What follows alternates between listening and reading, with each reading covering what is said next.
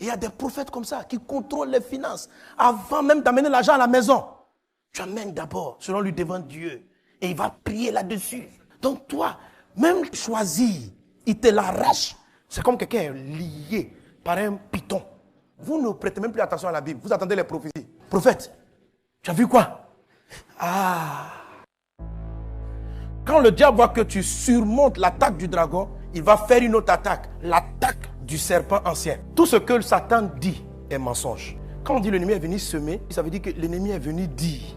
Il a dit quelque chose à ton cœur qui n'est pas vrai. La semence, c'est une déclaration, c'est une information. Et l'information, tu peux la recevoir comme ne pas la recevoir. Si tu la reçois, elle commence à agir. Le plus dangereux, c'est quand tu y crois. Le monde a été créé par la parole. Ça veut dire par l'information. Tout ce qui existe a été créé par la parole. Celui qui contrôle la parole, contrôle les gens. Tu peux amener une personne à croire n'importe quoi. C'est pourquoi la Bible dit, faites attention à ce que vous entendez. Contrôlez les choses qui rentrent dans votre cœur. Mais quand la semence arrive, le mensonge arrive, tu peux recevoir. Recevoir, c'est, ah bon? Maintenant, le croire, c'est quand tu viens de me dire, c'est vrai. Ça c'est la réalité même. Or, tout ce qui vient du diable n'est jamais vrai. Même si l'information est avérée. Dans l'attaque du serpent, je vais te dire, il y a deux formes d'attaque. La Bible présente deux grands types de serpents. Le python et la vipère. Le python. Quand vous lisez le livre de 2 rois, il y a un prophète de Dieu à qui Dieu a donné une prophétie d'aller prophétiser sur le roi d'Israël qui vivait mal. Il va là-bas et Dieu lui donne des consignes. Quand tu vas partir, voici tel chemin que tu ne dois pas prendre. Prends tel autre chemin. Ne t'assois pas dans la ville, ne bois pas, ne prends rien dans cette ville-là. Retourne directement de là d'où tu viens. Le prophète dit oui à son Dieu. Il part là-bas, il arrive, il donne la prophétie. Lorsqu'il a fini de donner la prophétie, il n'est pas chez lui selon la parole de Dieu. Mais un vieux prophète, apprenant l'information qu'un jeune prophète est venu et a donné des informations de Dieu, il va sceller son âne et il va le rattraper sur le chemin. Il trouve le serviteur, le prophète, il dit, prophète de Dieu, soyez bénis. Vraiment, venez chez moi, vous allez prendre le déjeuner, on va rester un peu ensemble. Le jeune prophète lui répond, Dieu m'a dit de ne pas boire, de ne pas manger, de ne pas m'asseoir dans cette ville. Je continue mon chemin. Le prophète lui dit, moi aussi, je suis prophète. Le jeune a baissé sa garde. Ah bon? Prophète, qu'est-ce que Dieu dit? Il dit, Dieu m'a dit que tu viennes manger chez moi. Il dit, ah bon? Qu'il en soit ainsi, doyen.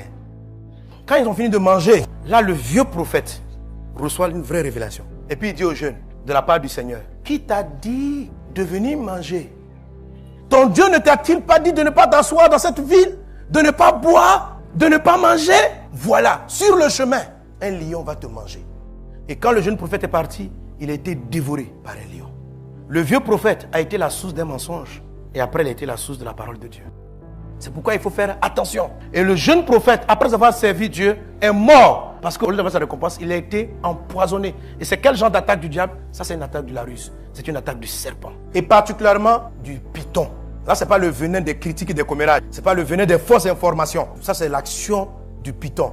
La Bible nous parle du python plus clairement en Actes chapitre 16, verset 16. Il ne faut pas t'inquiéter, tu as la victoire. Il faut appliquer la parole seulement. Comme nous allions au lieu de prière, une servante qui avait un esprit de python et qui, en devinant, procurait un grand profit à ses maîtres, vient au-devant de nous. Et se mit à nous suivre, Paul et nous. Elle criait, ces hommes sont les serviteurs du Dieu très haut.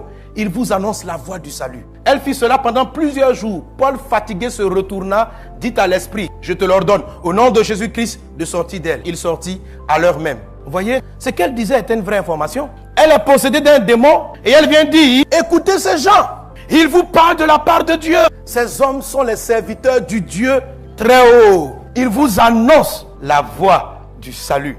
Mais qui disait? Le python. Le problème, ce n'est pas l'information. C'est qui est derrière l'info. Le mensonge, ce n'est pas seulement qu'un fait soit avéré ou pas. Le mensonge, c'est aussi l'auteur de celui qui donne la source de l'information. La source de l'information peut être fatale. Celui qui parlait ici, c'était le python, même s'il donnait une information avérée et importante. Et l'esprit de python, il a l'art de mentir dans les prophéties. Ainsi dit Dieu. Et vous voyez, l'esprit de python n'a pas peur de la présence de Dieu. Et c'est ce qui trompe beaucoup de croyants. Donc ne dites pas que c'est parce qu'il y a l'onction, il y a la présence de Dieu, que Satan n'a pas une attaque qui peut s'infiltrer dans cette présence-là. Le serpent rentrait en Éden. Le serpent rentre dans le temps des jeûnes. Donc ce n'est pas une garantie. Et quand vous voyez ces choses-là, ça vous séduit, vous pensez que non, on est trop en prière, on est trop en prière. Dans le désert, Jésus même a été prudent. Il n'a pas pris toute information comme venant du ciel. Il faut être vigilant. Il faut analyser chaque chose à la lumière de la parole de Dieu. On peut t'arracher ton fruit. On peut t'arracher la semence de Dieu.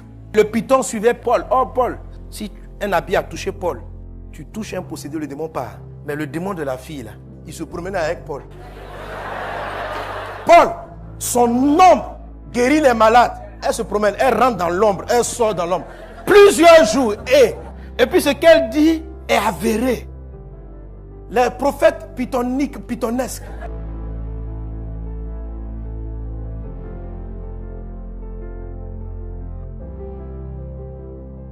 Les prophètes pythonesques n'ont pas peur de la prière. Ils vont vous faire prier. Quand tu viens les voir, je vois. Fais 4 jours de jeûne. Je rentre dans le jeûne. Toi aussi tu es là. Si nous jeûnons, c'est que Dieu est présent. C'est le travail du python. De te faire croire que des actions spirituelles, les vraies, c'est pas vrai. C'est ça, sa ruse. Alors des gens dans ce moment-là ont reçu des directions, des fausses révélations qui ont paralysé leur vie, qui leur ont fait perdre le fruit de leur travail. Il y a des gens qu'on a pillés. C'est dangereux. Le python, il te paralyse. Il enlève tes forces. Le texte dit, Paul était fatigué. Le python te fatigue. La vipère te donne et puis elle s'en va. Le python, il est avec toi dans la prière, mais il t'attache. Il est avec toi dans le jeûne, mais il t'attache. À un moment donné, quand tu commences à beaucoup écouter les paroles du prophétique mensongère du python, tu n'as plus tes moyens. Pour bouger, tu dois parler au prophète. Prophète, je veux voyager. Vois si mon voyage doit être fait. Le python, quand il prend le contrôle de ta vie, tu ne peux pas bouger sans lui. Il dit, je vois, tu vas avoir une affaire. Donne la moitié. Avant de dépenser ton argent, quand il t'a possédé. Non. Je vois. Tu ne peux même pas discuter même avec ta femme ou avec ton mari. Et il y a des prophètes comme ça qui contrôlent les finances. Avant même d'amener l'argent à la maison, tu amènes d'abord, selon lui, devant Dieu. Et il va prier là-dessus. Donc toi, même choisi, il te l'arrache. C'est comme quelqu'un est lié par un python.